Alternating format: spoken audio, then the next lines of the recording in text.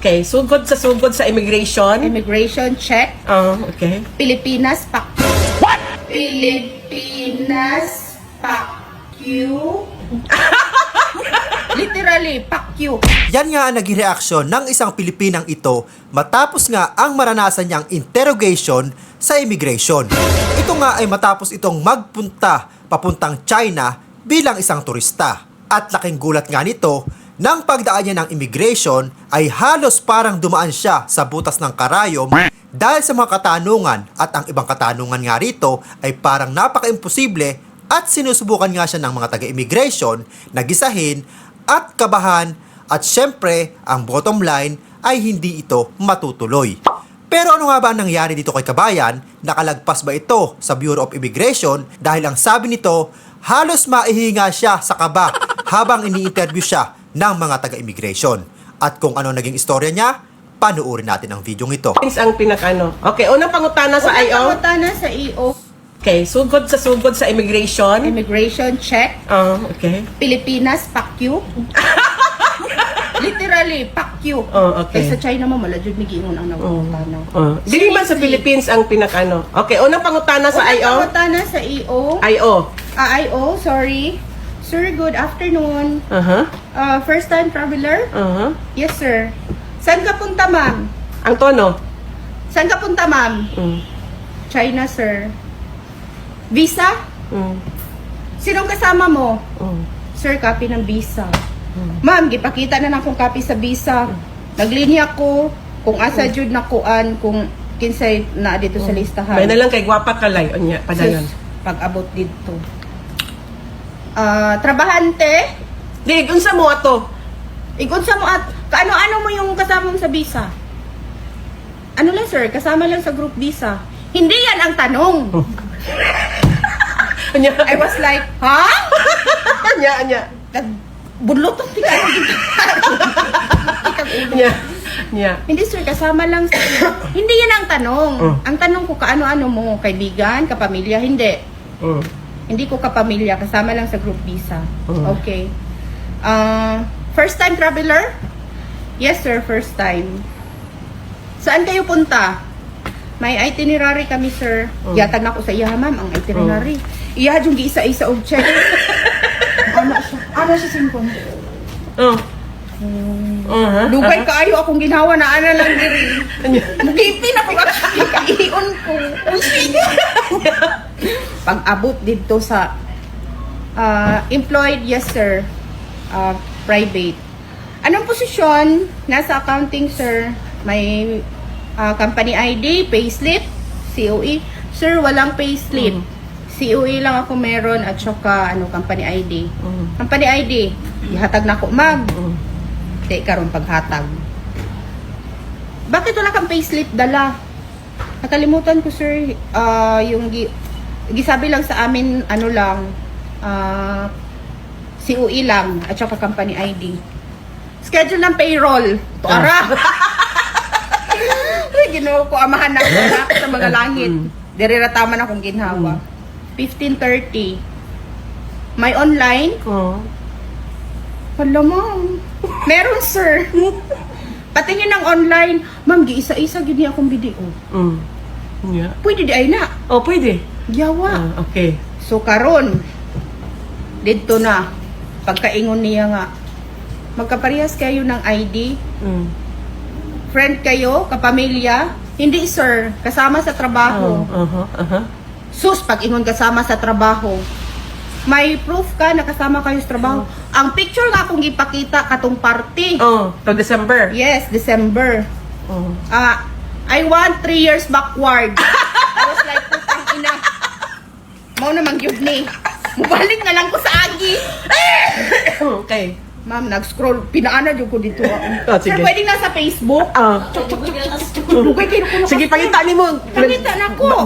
Kuhan dyan ka. Ninaog dyan ka sa 3 years ago. Sus, may gani ma'am na ako'y my day. Nga kami ni Lenny Duha nga, dari pa siya naglingkod. Pakita na ko ma'am. Yawa kaayo pagpakita ma'am. Ning joke pa siya. I want 2016. Dugay! Pag-ibigay ko niya gipaulian. Pag inyo niya, 2016, yun sa ka. Wala naman ako, yawan na. Meow, meow, meow, meow. Pag yun yan, siya, hindi ay, joke lang yun. Yung security agency nyo, covered ba dito sa Maynila? Ang tono. Kuan na, lurang-lurang. Ah, ah. Lurang, yawa, jug ko ayo, ginoo ko. Pag, ano niya, tatang siya, okay, enjoy.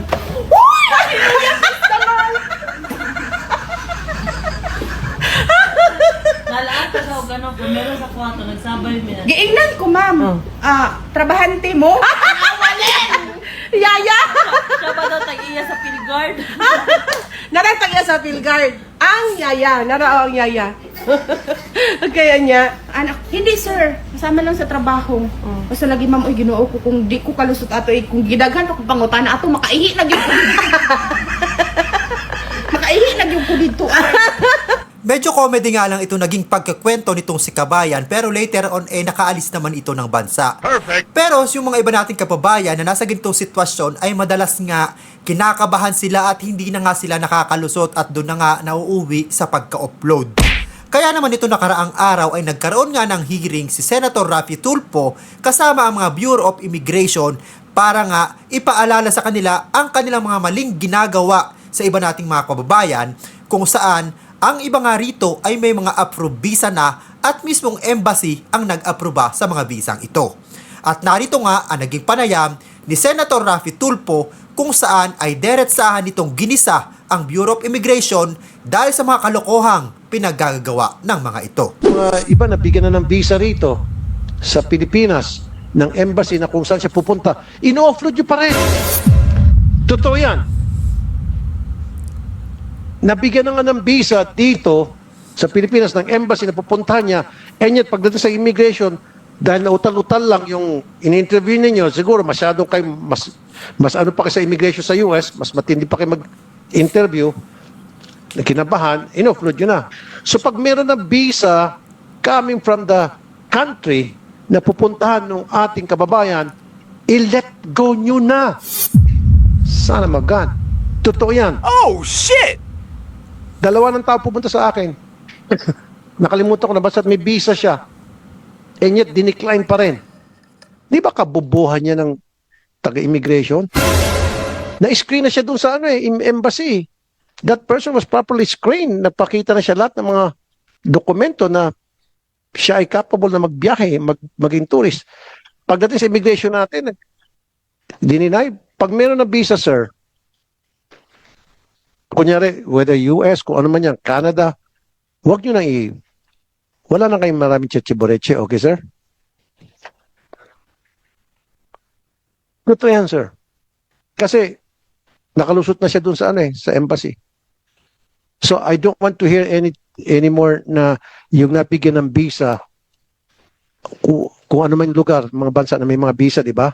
Nabigyan ng visa na i-offload nyo pa rin. If that happens, I'll raise hell.